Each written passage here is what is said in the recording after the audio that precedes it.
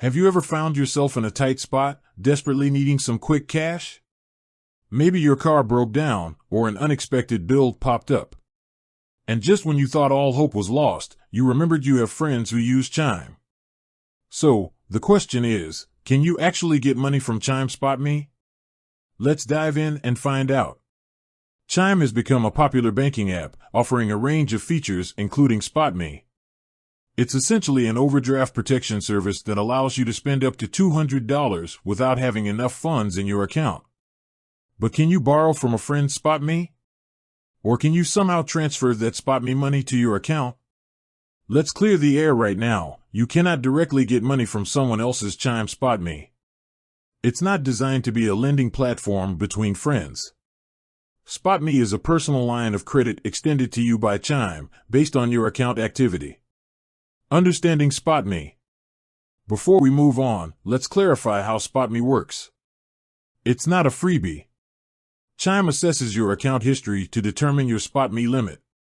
And while there's no overdraft fee, Chime does encourage you to build up your account balance to replenish the Spot Me amount. Common misconceptions. There are a lot of rumors and misconceptions about Chime Spot Me. Some people think they can transfer money from one Chime account to another using Spot Me.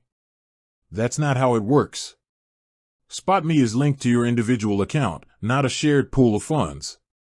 Another common myth is that you can borrow from a friend's Spot Me by sending them money and then asking them to send it back.